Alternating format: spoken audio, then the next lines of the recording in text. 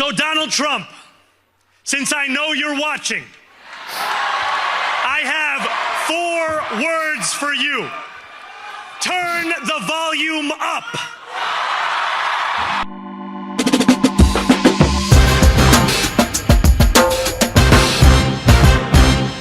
Hello and welcome to the Bulwark Podcast. I'm your host, Tim Miller. Delighted to welcome back to the show my friend, politics reporter at Semafor, author of The Show That Never Ends, The Rise and Fall of Prog Rock. We'll get to that at the end. But we got some politicking to do first. It's Dave Weigel. David, we'll do some New York mayor's race, but Zoran there delivering a message to Grandpa Trump, make sure he was listening. It feels like he was listening last night. He did some bleeding. What did you think was the message that was taken from the president last night? It was really unsurprising. The president's been kind of boring, frankly, about New York. And you could tell that Zoran was bored in talking about it. He was a very on-message candidate. Kind of famously, it was a very funny interview he did with Ari Melber, where Melber dares him to connect everything he can back to the cost of living. Yeah, right. But yeah, like, it wasn't a secret. I think what Republicans and Trump would tell anybody that would listen, oh, we want this guy to win so we can use him as his foil in every district. And Senate Republicans had a memo today saying here is how every single person we're running against, we're going to tie to Mamdani in some way. And I think the way it played out in New York, there's so many inputs that went into this. This is the highest turnout for a New York mayor's race since I think the Beatles were still a band. This electorate was very different. Lots of things influenced it. Andrew Cuomo going around begging people to drop out, that helped him. But the premise of Trump criticizing Mamdani was often, I don't like his policies and I will hurt the city and take its money away to punish him. Cuomo kind of went along with that, the whole protection racket idea of the president, and saying he's going to eat you alive, but I know how to deal with him. And 50-point-something% of voters said, we're going to go with a young guy who wants to fight Trump. That feels like more normal politics to me.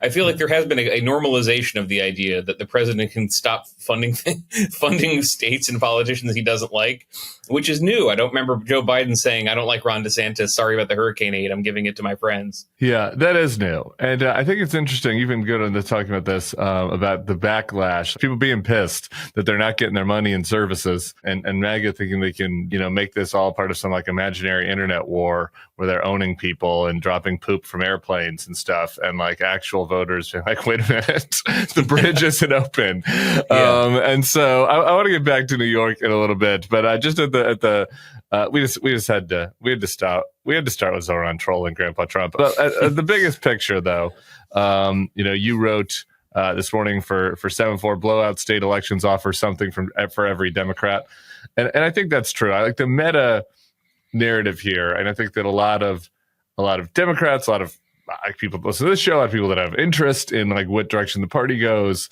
like wanted to make yesterday kind of about the factional fights, about the rise of the DSA, or normie centrist candidates doing better in governor's races, etc.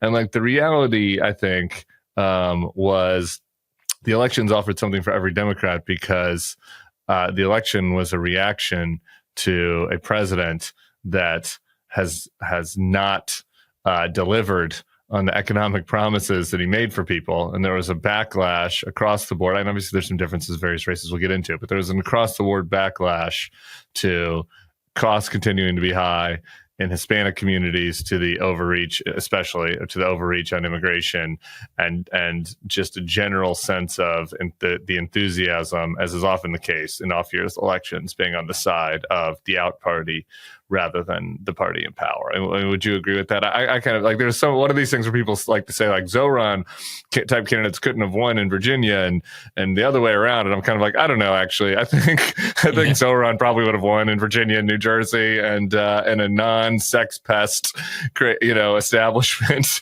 Democrat who didn't play footsie with Donald Trump probably could have won in New York City last night. And there's a big backlash against Trump generally. Yeah, events change things. I'm not impugning what Mamdani did because it's historic, and he changed the electorate. And I don't think any candidate added as many Democrats to the voter rolls as they campaigned. It's more than 150,000 people joining the party to vote for Zoran successfully last night. But yeah, it was different than the rest of these races because Cheryl and Spanberger, who won by landslides, and like real landslides, not not like 1.2%. But if you look at the swing state, like a real landslide, like one that carried along Democrats who did not think they were going to win their local races. They both ran overlapping campaigns that you set it up pretty well. Costs are too high. Donald Trump is hurting you on purpose through tariffs and through Doge firings and through canceling the Gateway Tunnel. And I'm not going to get distracted by other stuff. That was their campaigns. And I was writing another piece for the newsletter about we campaign reporters need to appreciate that our interests of writing interesting stories and new stuff every day or so are at cross purposes with candidates who want to be consistent. So I was noticing in the last week, as I was in these states, and last places I went to were New Jersey and New York, and finding it looked like a Democratic electorate, looked like they were probably going to win, that they didn't think they win by this much. And then I would see commentary that said, well, look at this boring Mikey Sherrill answer, or look at Abigail Spanberger having a long-winded answer to something. And I was thinking, well, yeah, because they want to get to the cost issue. They want to explain the cost they're talking about. And there was this idea also of magic that Trump was able to perform that Chitterelli might pull off to a lesser extent. Earl Sears could pull off, but sticking with Chitterelli, those Hudson and Passaic County, Patterson, the Union City, these places that were moving towards Trump, he really did campaign in those places. His campaign bus, the biggest picture on the bus was Chitterelli in North Bergen, which is a very Hispanic community surrounded by Hispanic voters. He put in the time. He got excitement when he was in the parades there, just got destroyed. And he was not able to convert those people who took a chance on Trump into Republican voters. And that, if you're a Republican making maps and target lists for next year, assuming that the electorate is what it was in 2024, it's not going to be. I want to go really deep in that, because to me, I think actually bigger than the races themselves is the impact on this map and the redistricting and Trump's efforts to rejigger, or some Democrats have said rig the midterms with the redistricting efforts. I think that took the biggest hit of all last night. But let's just go a little bit deeper on some of the things you said in some of these states, looking at New Jersey in particular. And I will just say, I will raise my hand. That's why I want to have you on. You actually go to the states and follow the campaigns. I'll raise my hand among the people who have been was a little frustrated with the Cheryl and Spanberger. But I always said, I always caveated it. I was like, they're probably doing the right thing that they need to do to win in New Jersey and Virginia. I was like, I just need this is about my emotional needs, and I need somebody to be excited about.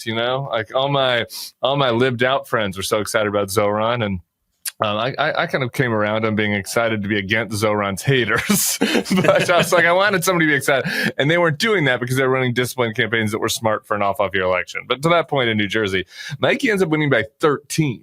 That's a bigger poll miss than the Trump poll miss for 2024 that people talk about. But the idea that she'd win a double-digit victory, I think, exceeded even the most optimistic Ken Martin projection in New Jersey. What do you think that was? You talked a little bit about the canceled projects. You talked about the Hispanic vote. Passaic County, which you mentioned, Cheryl wins by 15. That's the most Hispanic county.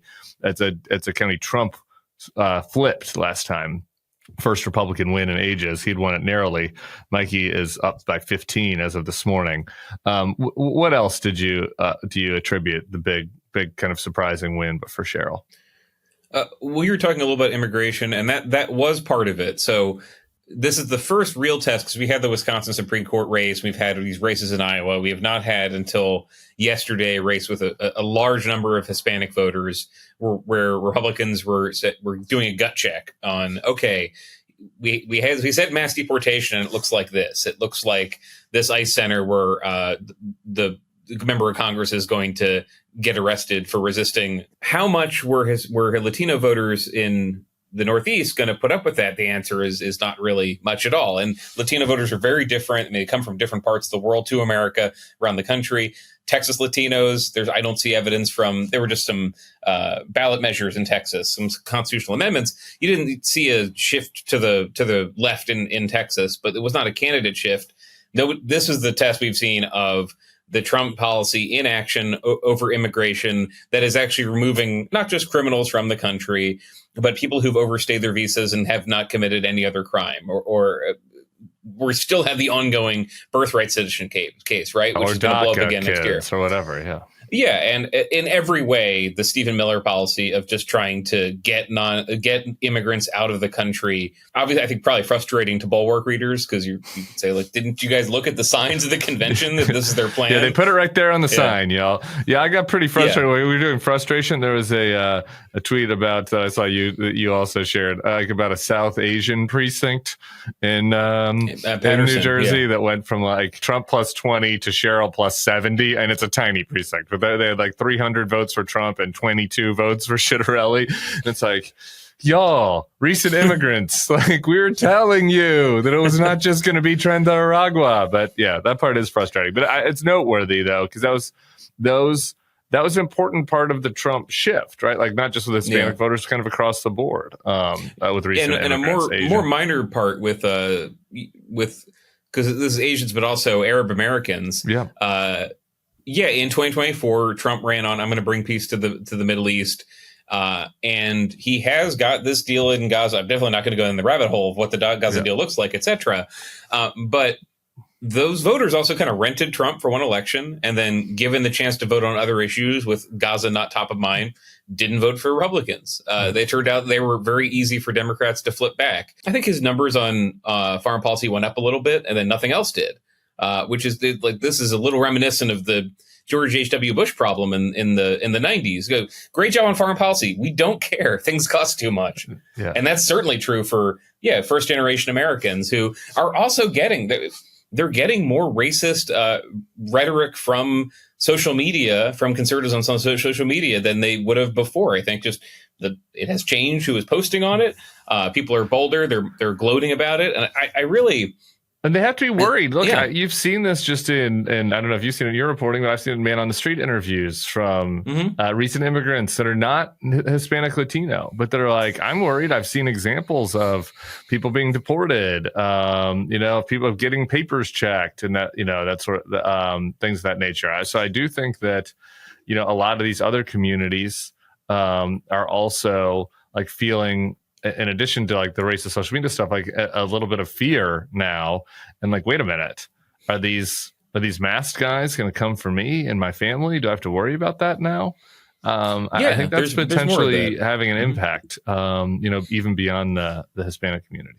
Yeah, and it hasn't solved the Democrats' problem, because I think the question for them in 2028 will be, if we put you back in charge, do you let the border fly open again and people come into the country? That turns out to be unpopular. Can Democrats be trusted to enforce that? You've got Ruben Gallego, who was campaigning in New Jersey for Cheryl. You've got some Democrats just moving on that issue, not to the far right, but moving to like 2012 Obama. Actually, maybe you needed a deporter in chief while you're also not willy-nilly deporting everyone who you can find in the country.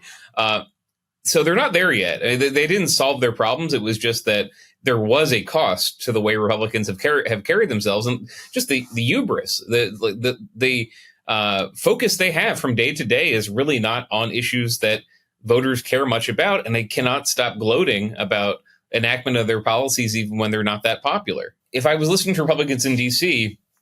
over the last week, I was hearing about Arctic frost and investigations of the 2020 election and the plots to overturn it, and hearing about James Comey, and just the degree to which the Republican conversation is centered around Trump and his interests and not voters. That was not what it was in 2024. I mean, he could go off on a tangent at a rally, but the whole party just got very confident that elections were like static, and they didn't really need to go into what voters cared about because Democrats were so weak. All right, I got to tell you once again about this game-changing product I use before a night out with drinks. It's called pre-alcohol. Whether you're raising a glass to your team winning, catching up with old buddies back in town, happens to me a lot because I live in a great place people want to visit, or just trying to stay sane with a house full of relatives, how you feel the next morning still matters. That's why I drink pre-alcohol. Zbiotics pre-alcohol probiotic drink is the world's first genetically engineered probiotic. It was invented by PhD scientists to tackle rough mornings after drinking. Here's how it works. When you drink, alcohol gets converted into toxic byproduct in the gut. It's a buildup of this byproduct, not dehydration, that's to blame for rough days after drinking. Pre-alcohol produces an enzyme to break this byproduct down. Just remember to make pre-alcohol your first drink of the night. Drink responsibly, and you'll feel your best tomorrow. Z-Batic's taking the world by storm. Twice in the past month or two, I've had a bartender ask me if I had my Z-Biotics before they fed me a drink. Appreciate those bartenders for listening to the show. The nerds behind the scenes up in the office in Washington, D.C., they were all drinking during the returns last night, the election returns, and it was mandated that they have their Z-Biotics before they started. And I got to tell you, everything's been working well this morning. I'm not sensing any issues, any lagging. So that's about as good an endorsement as you can ask for. Make the most out of every toast, tailgate, and touchdown this holiday season. Just don't forget to bring pre-alcohol along for the ride. Go to zbiotics.com/thebulwark to learn more and get 15% off your first order when you use the Bulwark at checkout. Z-Biotics is backed with 100% money-back guarantee. So if you're unsatisfied for any reason, they'll refund your money, no questions asked. Remember to head to zbiotics.com/thebulwark and use the code thebulwark at checkout for 15% off. Yeah, the vibes, and just being out of touch with where voters are. In some ways, it's a flip of how people felt about Democrats, right? Like where like there's too much focus on some of the cultural issues, et cetera, right? It's like why people are focused too much on Donald Trump's random obsessions, like rather than the things that people are upset about. Well, one thing that made me think about this yesterday, and it hadn't really occurred to me until like I actually got the exit poll data. But one of the things I always do in the exit poll data is like, what was the most important issue for you? What did you vote for?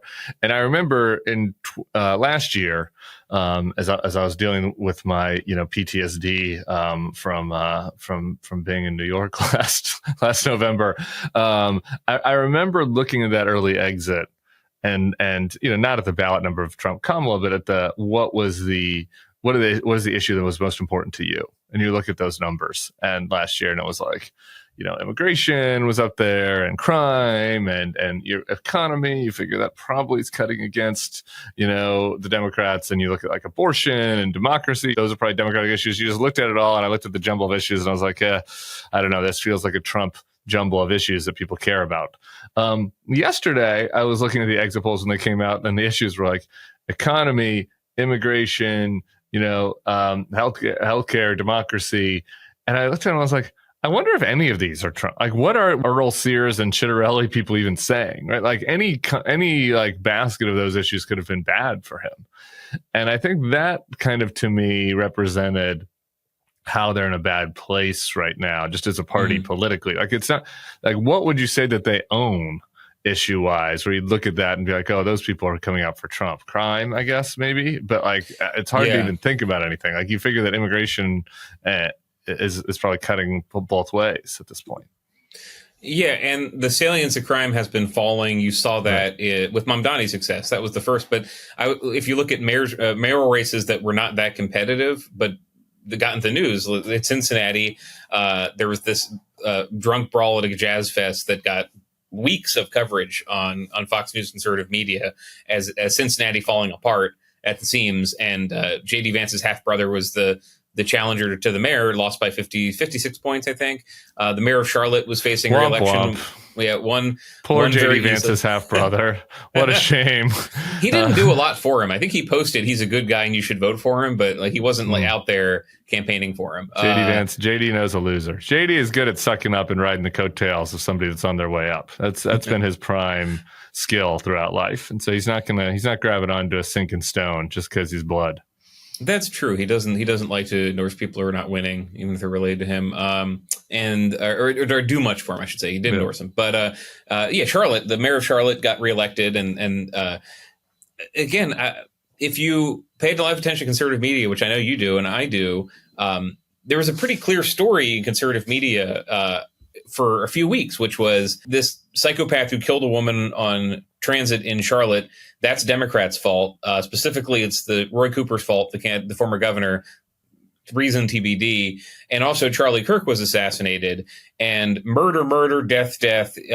Democrats want you to die. Democrats laugh about you dying. Jay Jones's text, we'll get into that. Yeah. They folded that in. It was a coherent message. Like, coherent doesn't mean effective.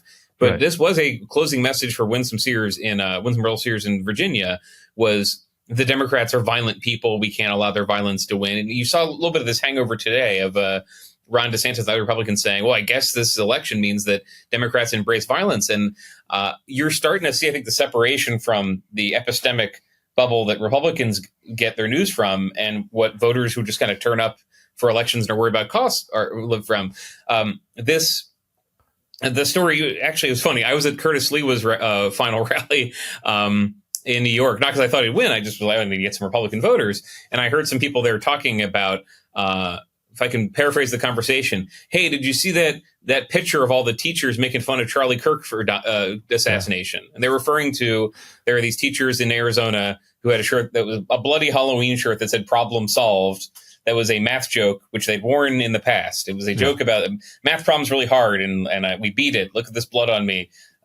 I kind of get it. I'm not sure. It's a dumb dad joke. I did a whole video on this. It's a dumb dad joke, and then like Ron DeSantis, Mike Lee, the whole conservative ecosystem jumped on this as if like a bunch of teachers got together and went to school and were like, we're going to do a fuck you Charlie Kirk costume. Right. And their assumption was, well, everyone must know that when people see that, they think of Charlie Kirk. And I thought, with no disrespect to Charlie Kirk, who I liked personally, did not deserve to be murdered. That's not what the country was thinking about. For like it or not, this is a very distractible country that can't remember what it watched yesterday.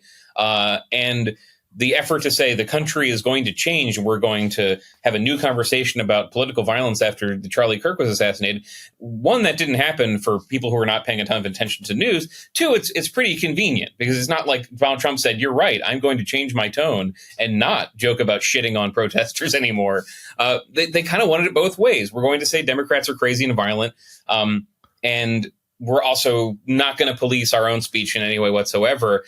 The combination of that, I think, was just you were seeing how just Republicans were not connecting with people who, in a non-presidential environment, are not paying attention to that sort of news. And the final thing I'll say, Chitterelli in New Jersey, who's one of the real losers in this process, and his stump speech was, day one, I declare the end of sanctuary cities in New Jersey, and I get us out of the greenhouse initiative, and that's going to drive down energy costs. Are those immediate things that solve your problems? Are they the sanctuary cities? Is that not something Trump is taking care of right now? They just were not very immediate issues unless you were like watching Newsmax all day. And those are the big issues. And just hearing you talk about that and like try to explain it just shows how unresonant it is as a message as compared to, the type of stuff Trump was running on in 24. Just really quick on Virginia, because the story is basically the same. A blowout for Spanberger. Which is going to have some redistricting impacts, which I want to get to next. But just generally, obviously, this focus on Northern Virginia and how the shutdown had an effect on this. But really, I mean, she won. She gained ground across the state. Flipped a couple of counties in more exurban rural Virginia that Democrats hadn't won back since they were Dixiecrats. Wins a huge landslide. I looked at Loudoun County, this, kind of classic suburban, exurban county that was an early warning sign last year because how well Trump was doing there. And she runs an absolute blowout there.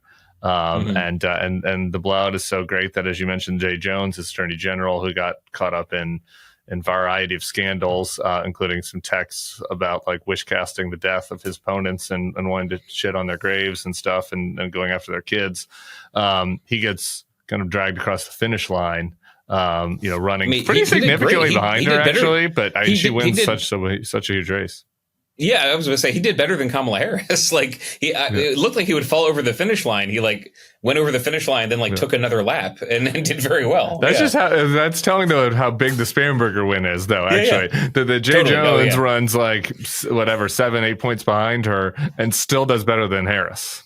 Yeah, absolutely. Yeah, which is what Democrats said, but they were, you were talking to some of the same Democrats, I'm sure. They were thinking maybe if we're lucky, 11 points. And when you win by 17 points, funny things happen. The big cope from Republicans online today is all about Jay Jones and the Attorney General's race.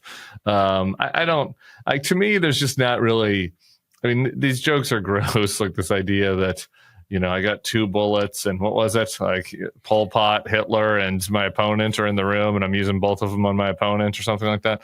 Yeah, it's apparently an old joke. I didn't realize this. I had a friend who found examples of it, kind of not like I'm going to defend J. Jones with this, but he'd heard it before. I'd never heard it, but I believe that then somebody pointed out to me it was on The Office, and as a non-Office watcher, I assume I missed that, but maybe he heard it from there. Democrats love normie TV shows. They do. So yeah. Anyway, to me, I guess like the analytical response to that is, I see this everywhere. I see it in areas that concern me a little bit from time to time. Like some Democratic voters have taken the inverse of when they go low, we go high to heart a little bit. Like they're so committed to rejecting the Michelle Obama line that they want to go as low as possible. I think that is motivating a lot of Democrats. But I think that on the other hand, his biggest underperformance is in the areas in Northern Virginia where people are most paying attention. Like a lot of this is that he ends up.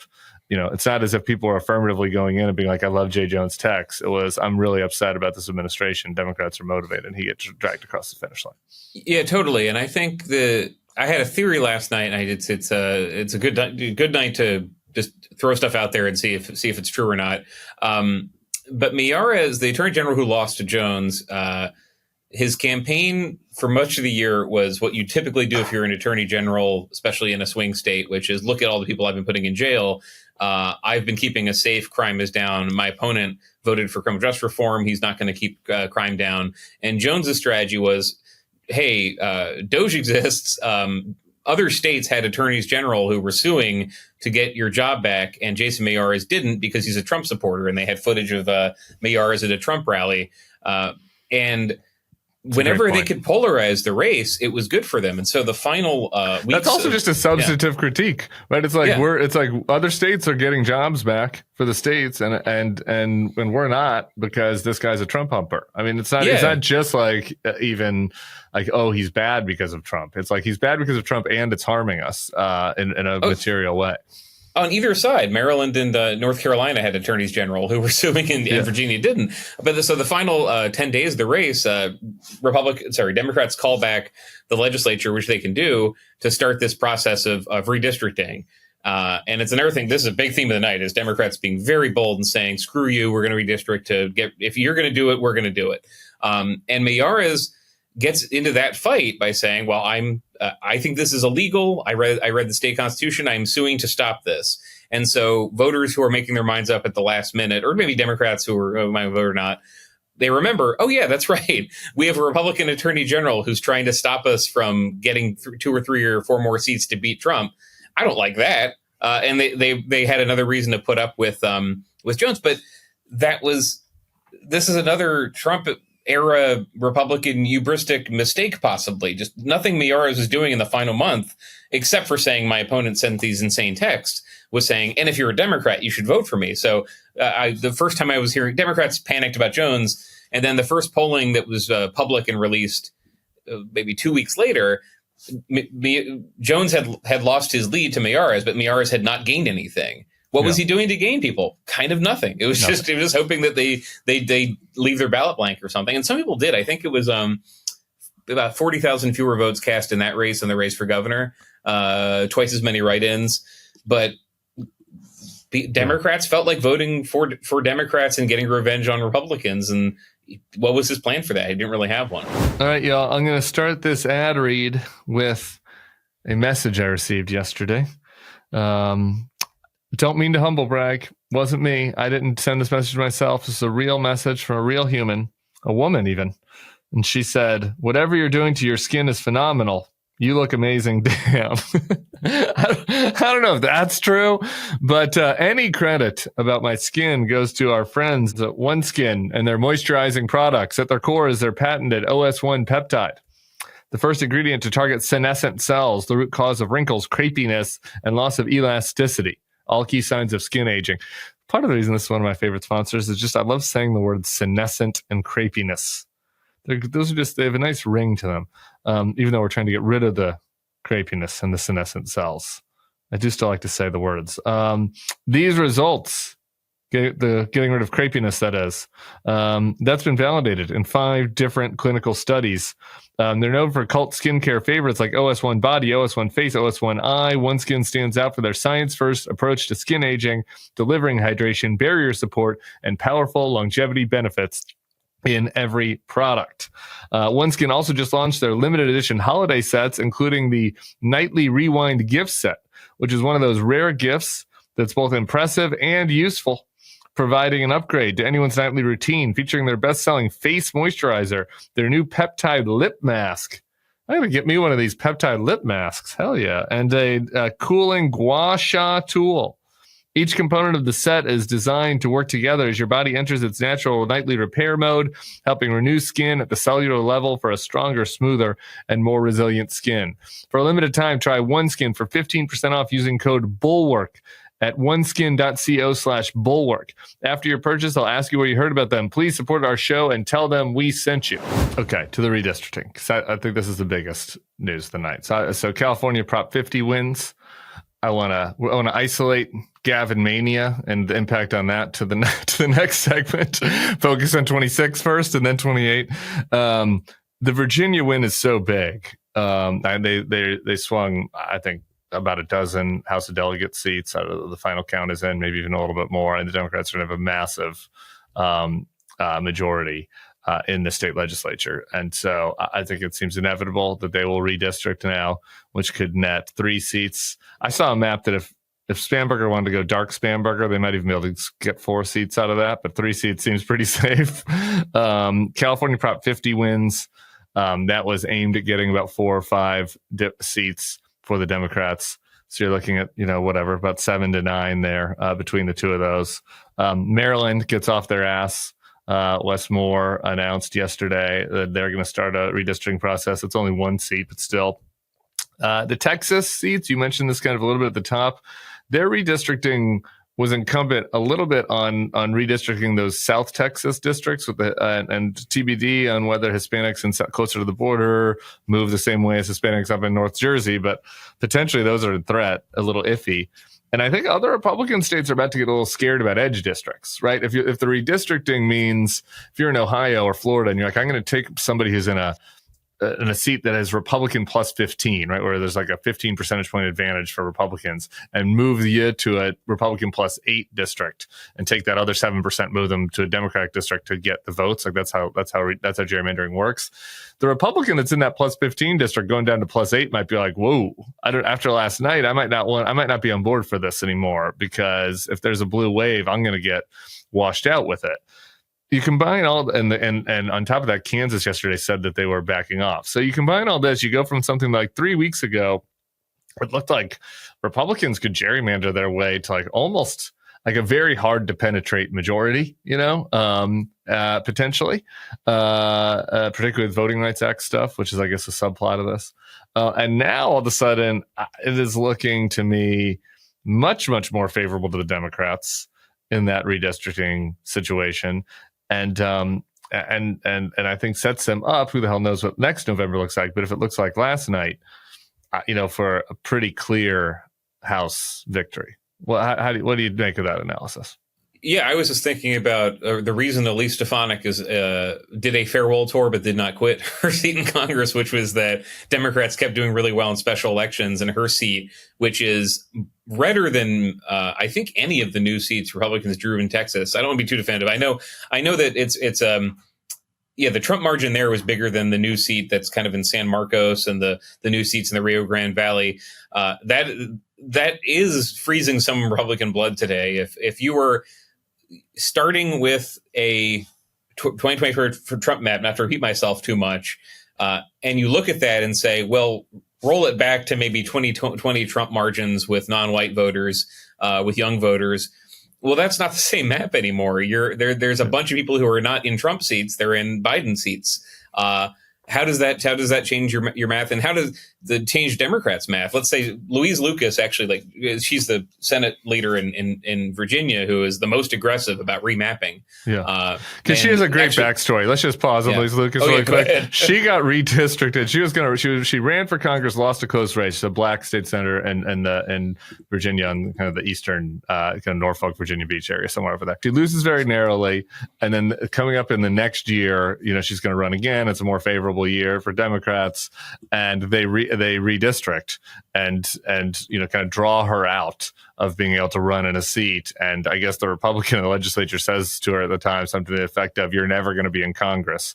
And now she is in a position of power in the Democratic State Senate in Virginia, and she's coming for blood. She's got not in the J. Jones way, but in the redistricting sense. She's not going to be shy. In Kill Bill, she's coming back with this katana for these. She probably would, knowing Louise Lucas, if she gave her a good katana gift, she would use it, because she loves extremely. She's kind of infamous for when Youngkin sends a bill to the Senate she doesn't like, she'll post a picture of her with a shredder.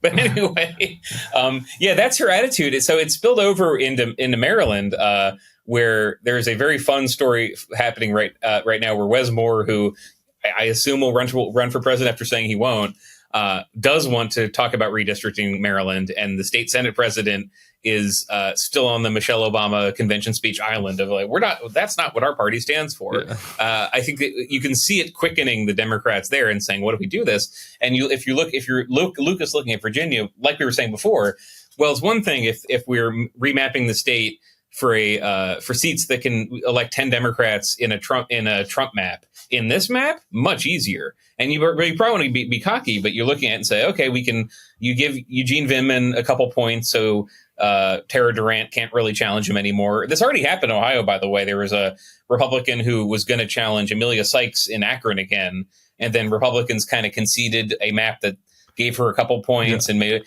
And they didn't go gerrymander maxing in Ohio. I know that was another state where Republicans are going to pick up one probably, but like conceivably could have picked up three. But again, they're concerned about this backfire. Yeah.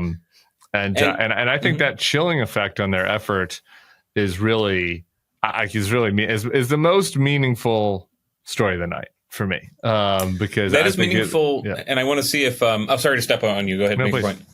Well, I want to see also what it does for candidate recruitment, because let's say I'm a state rep in Indiana and I'm in the minority forever, and they've drawn they might draw these seats, they might not. They've drew a new seat out of Indianapolis that's +8 Trump or something. Do I go for it? I might try. That's what Joe Donnelly did when they got rid of his House seat.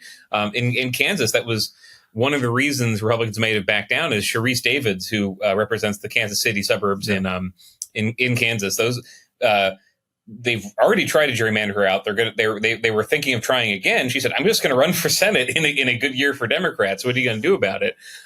So I'm interested to see what sort of ambition you see from Democrats who, instead of looking at the nice big red map that Trump gives everybody with all the red counties that voted for him, if they look at the slightly less red map from these races and say, imagine a midterm where it's D+8. You would win this. Do you want to try for it now? I think that'll start happening over the next couple months. Yeah, and all these negotiations, it's like the Dems have a much bigger chip stack now than they did, right? Like they are arguing from a position of strength, and I think that Republicans felt like they could to maybe do a lame pun, they could jerry rig this thing, next year in a way that protects Mike Johnson, protects their House majority, and that looks a lot worse. Who the hell knows what other shenanigans they might try?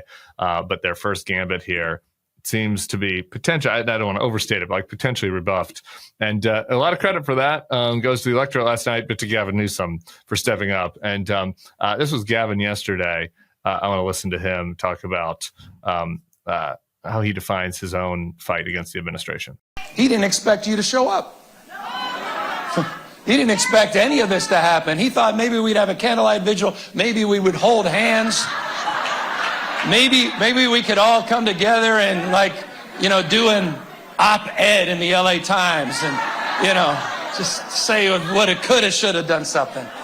They never expected this. They never expected all of you. They never expected this show of unity and support and recognition. All right. I mean, I got to say, boy, you got to hand it to Gavin, man. I mean, he's out there doing he sounds like a presidential candidate. It's the self-critique that all the Democrats believe about the Democrats. It's like, hey, people thought we were just going to, get together a blue ribbon commission on this and deal with it in 2032. And I said, F you. I'm going to troll the president. I'm going to dunk on him. We're going to steal your 5 seats. We're going to drink your milkshake.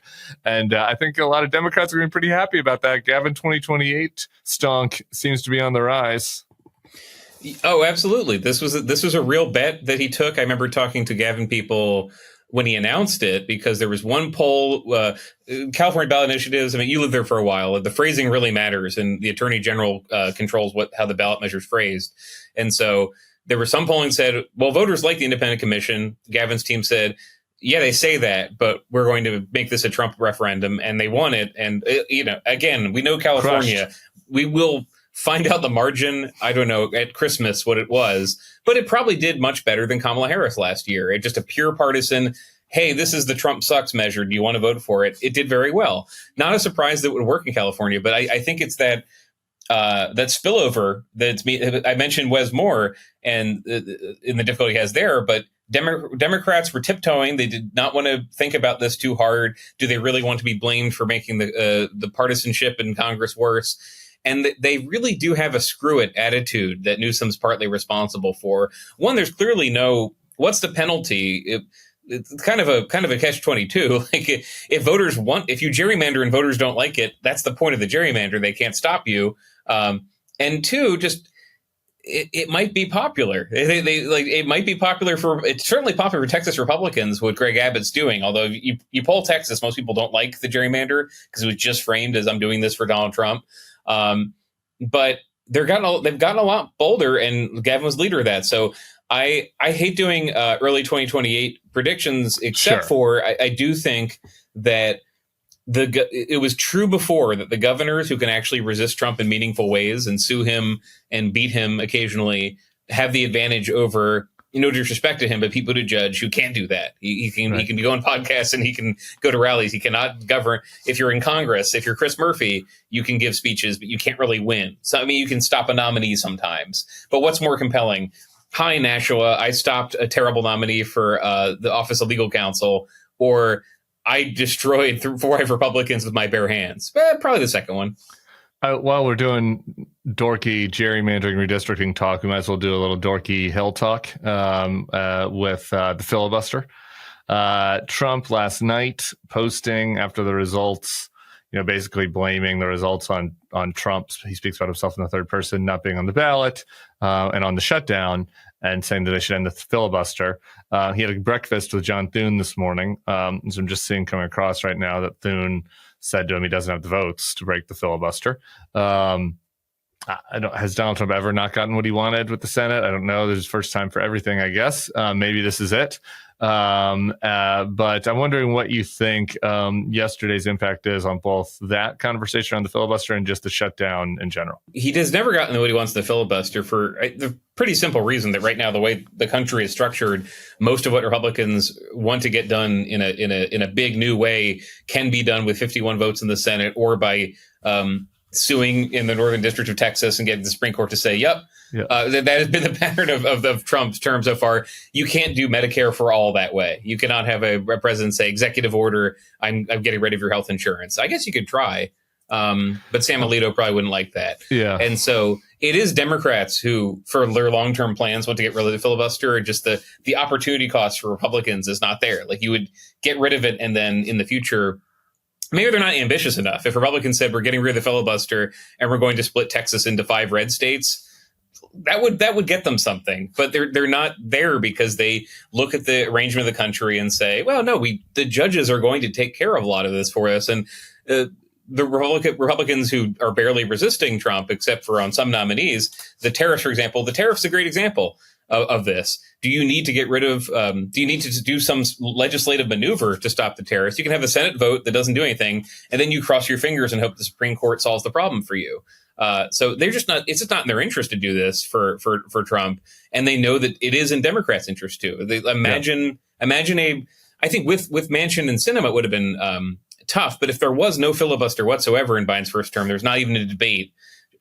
Should we get rid of this hallowed institution that we pretend is from the founders but isn't?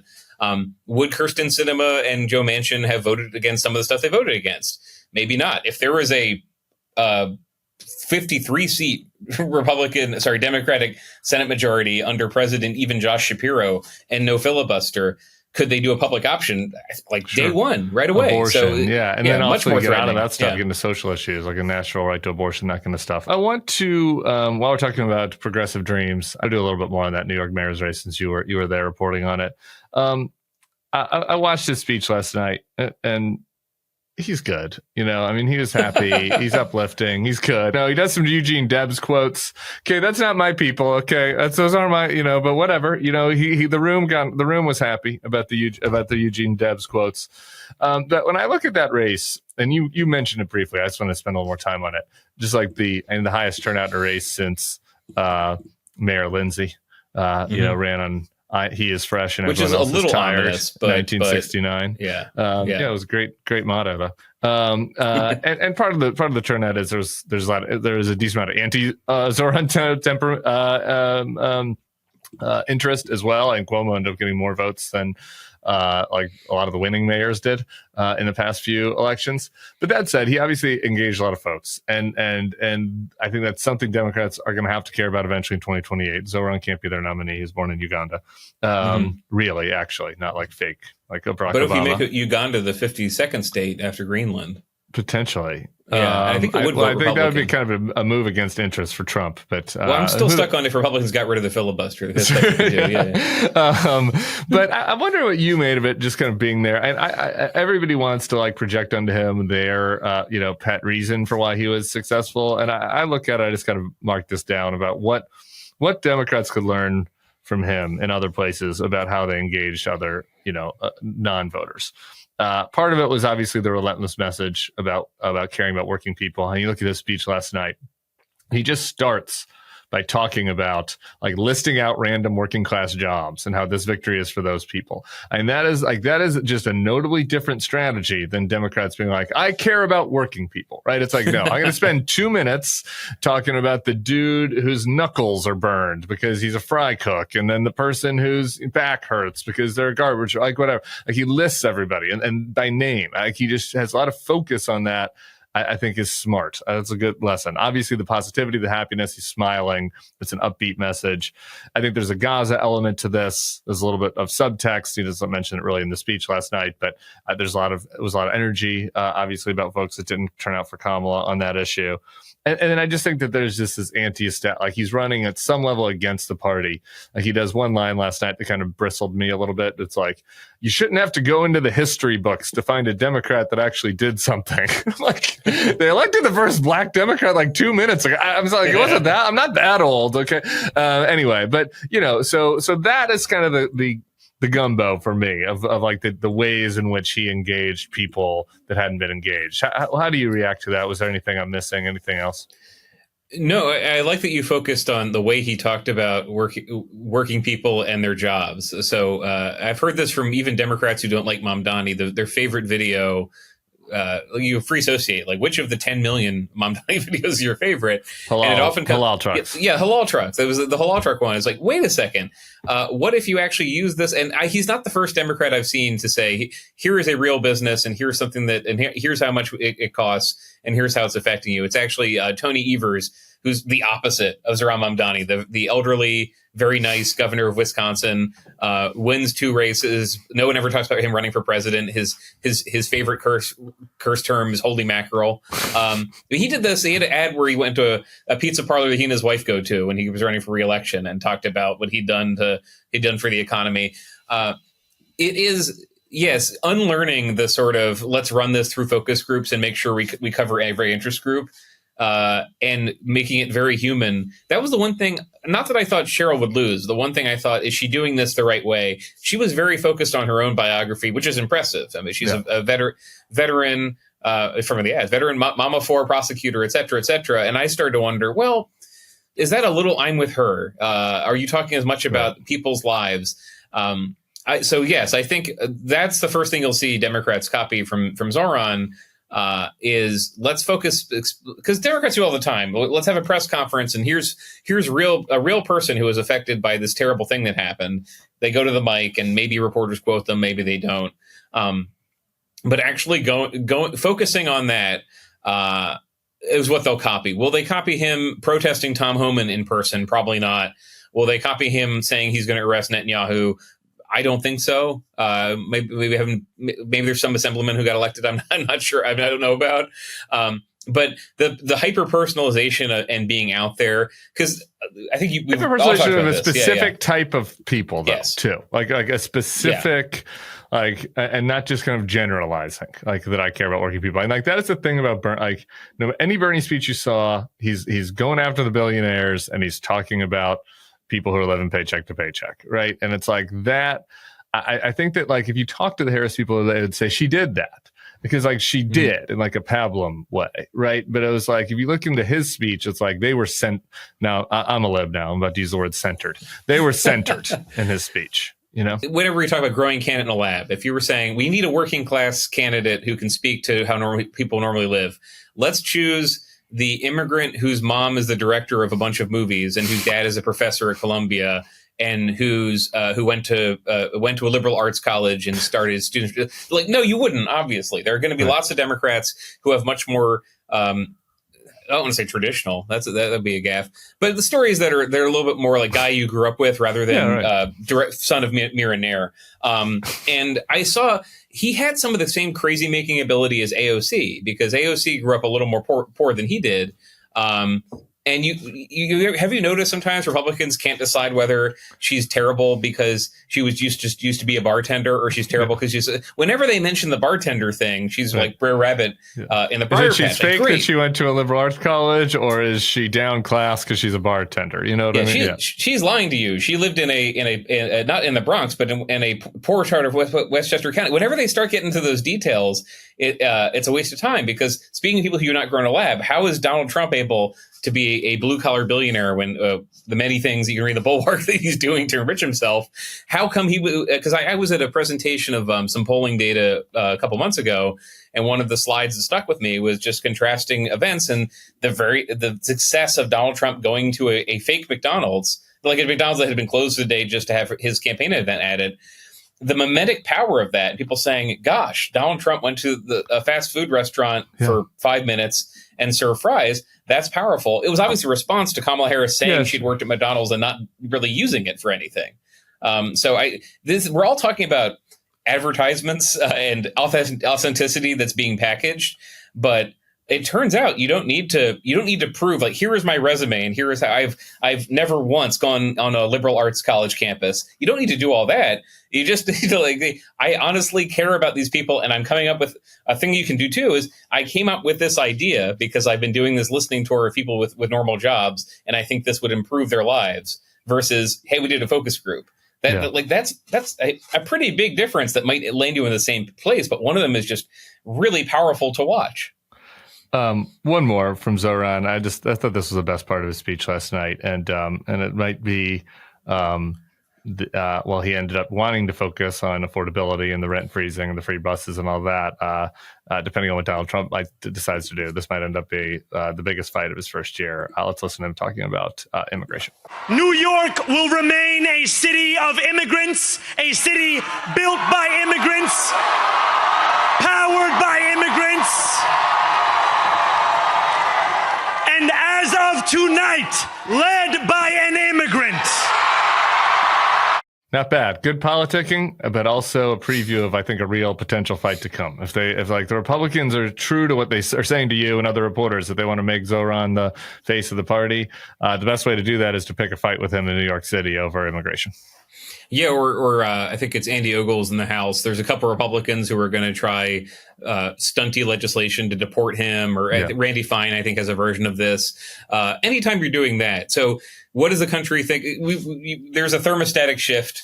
people elect Trump and they say, oh, wait, he's against immigration in a way that I don't like. I wasn't paying enough attention. Do we get back to the mood of 2017 where every Democrat was confidently saying we need more refugees in the country? I don't think we get there. But the idea that some immigrants should be allowed in the country and improve it when they're here is pretty popular outside of Stephen Miller's office in the White House. So this White House has gone very far in a nativist direction that I think Mamdani is comfortable rebutting. Because yes, there are Republicans who say, I would like to remove people like him from the country. And there are people who say he doesn't seem to be harming anybody. I remember when I was in New York early in the year, checking in on the Mamdani race, because I met him when he was running for his assembly seat and then covered DSA, et cetera. One thing I was asking his campaign is like, hey, not that long ago, there was the Ground Zero Mosque in New York, and there was a huge backlash that Republicans used around the country, the idea of building a Muslim center near the old World Trade Center site. And the campaign, they were aware of it. And then when I talked to voters, they weren't aware of it.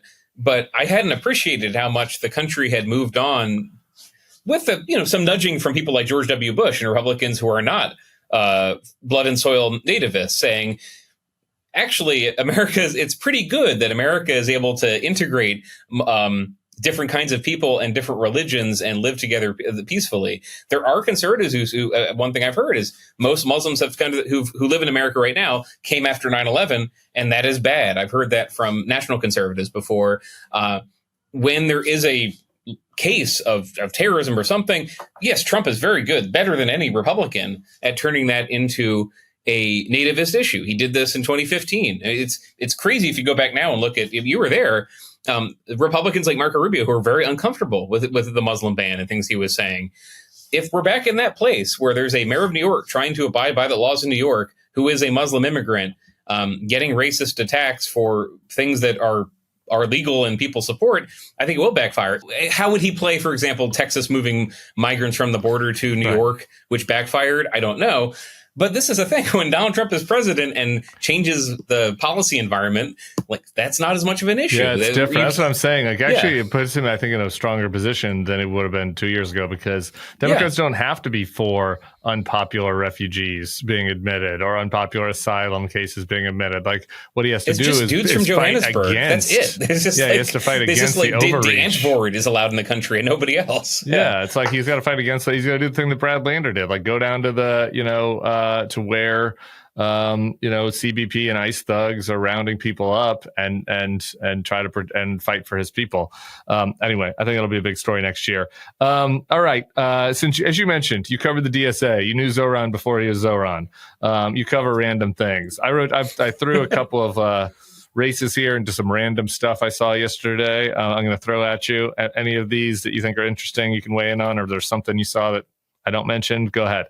There are a bunch of ballot initiatives in New York that were YIMBY that all passed. So that'll help Zoran a little bit. The YIMBYs are on the rise in a bunch of cities. In Minneapolis, it looks like they had a socialist candidate running as well. That's getting lumped in with Zoran and right-wing media. Somali guys, seems that they do ranked choice. So I don't know if we have a winner yet, but it seems like he's not going to win. Democrats win huge in Georgia on the Public Service Commission, statewide race, off year, but still. Bucks County, there's a district attorney race that was really kind of centered around tough on crime. Bucks County is a big swing area. You had this kind of tough on crime Republican type running against a Democrat. Democrat wins pretty handily. Any of those things jump out to you? Anything else you saw last night that was of interest? Yeah, the Bucks County race. So this is they won the DA's office for the first time in Bucks County history. Bucks County has the Democrats won, being they Democrats won. Yeah. Yes, thank you. The Democrats, historically Republican county, it moved to the left because of the suburbanites moving from both Philly and New York. Actually, I've met people who relocated to it's a nice rural, cheaper area, and it started to move back to the right. Republicans are very focused on voter registration and have been very successful in getting Republicans registered in Pennsylvania and across the country. If you remember Shane Goldmacher's New York Times story about this, and yet people voted and they got rid of the Republican. And this happened all over Pennsylvania. So I'm paying attention because Josh Shapiro is in the mix for 2028. Shapiro was very successful. And the new party chair was very successful in just maximizing Democratic performance, not just statewide. You can turn out Allegheny and Philadelphia, et cetera.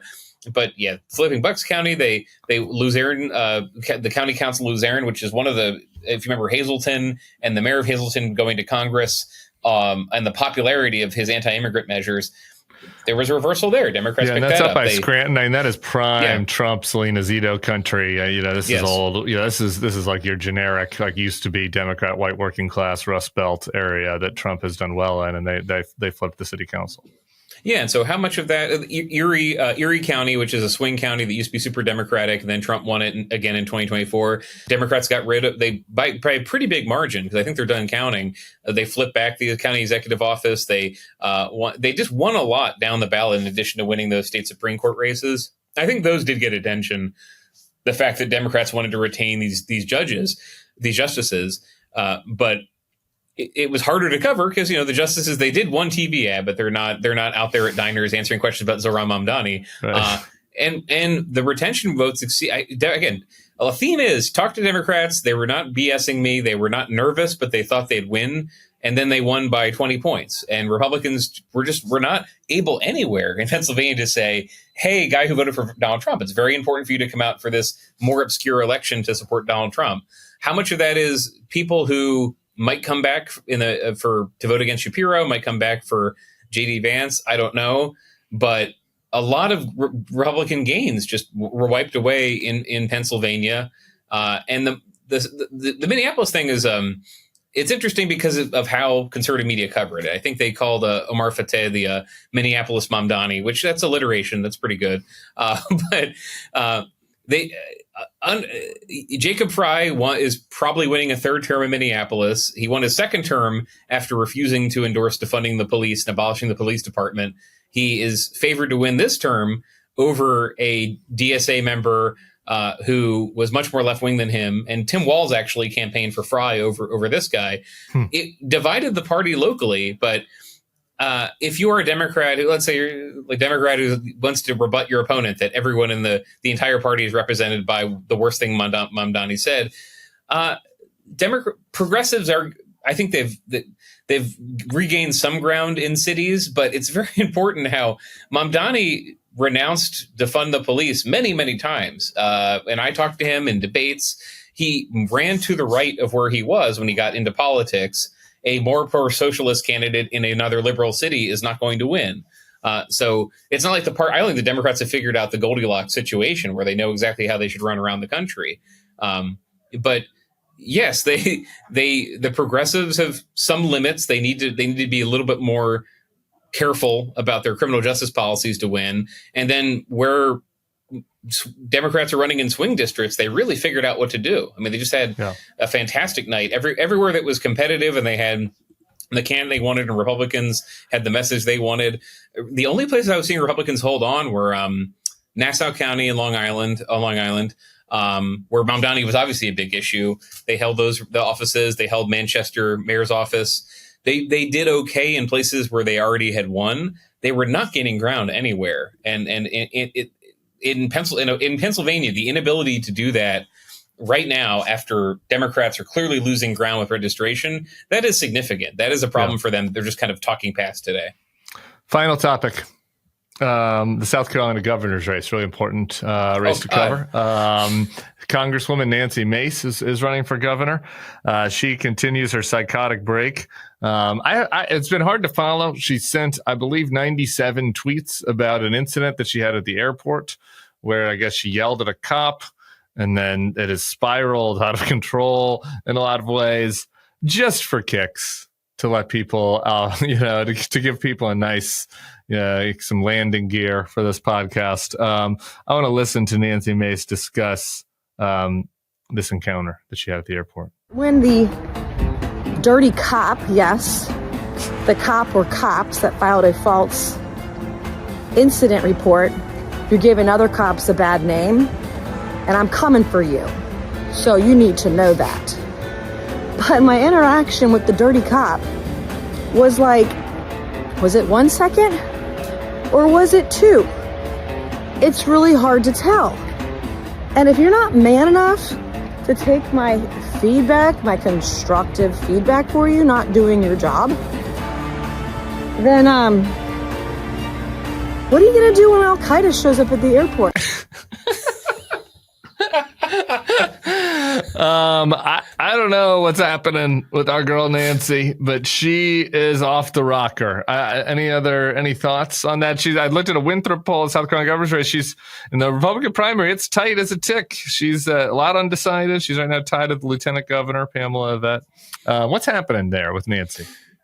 Well, this is not the first time that she has said that there is a conspiracy that only she has unraveled, and she needs to be there to get justice, and she needs more power in the governor's office to fire the people who have been behind the scenes, smearing her, hurting her ability to be the best Nancy Mace she can be. And this extends to the mall cops. Yes, the mall cops are part she of the has plot. always done. I've never gotten over how in 2021 she just got elected. In 2020, she upset. It was like a Republican district, but she overperformed the polls, won, and then a few months later reported that Antifa, which I didn't know was in Mount Pleasant, South Carolina, had graffitied outside her house slogans like "Pass the PRO Act." And these Antifa members were never caught. They've never been seen in South Carolina again. And even then, I was talking to some Republicans who does not have a lot of fans in South Carolina, Republican strategists who said, like, yeah, that's interesting that there's not any video evidence of what happened on her house. So South Carolina has a runoff system. And the question Republicans had was, is she famous enough to get through the first round of the runoff to then lose to literally anyone else? Because you've got the lieutenant governor, you've got the attorney general. They were pretty confident that Donald Trump, who she has gone back and forth with in humorous ways, he's terrible. No, he's not. I'm going to campaign Trump Tower, etc. Other Republicans in this race have been more supportive of Trump. Alan Wilson, the attorney general, son of Joe Wilson, the congressman, was a day one Trump endorser. Did not dither at all like she did. So Republicans I talked to are different kinds of amused by this. I know some who are not amused. They really just can't stand her to want her to go away. It's not funny to them anymore. But every tweet she sends gets them closer to just anyone beating her in that primary and her going away. That is what I hear from South Carolina Republicans who are not.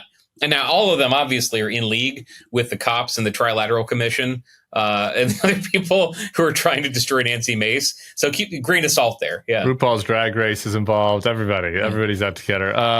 Nancy, Dave Weigel, appreciate you, man. One of the real ones out there doing reporting. As I mentioned at the top, you also did a book about prog rock. I asked you to choose a prog rock song to take us out with. Do you have a comment on why you've chosen this number for people? Oh, yes. It's King Crimson's One More Red Nightmare. And unimaginatively, if you are in the red team, did you have a good night? No, you had the opposite of a good night. You had a nightmare. So not me. It was sweet dreams. It was sweet dreams and low resistance. Yeah. Dave Weigel, we'll holler at you next year during primary season. All right, man. Appreciate you very much. Everybody else, we'll be back tomorrow for another edition of the podcast. See you all then. Peace.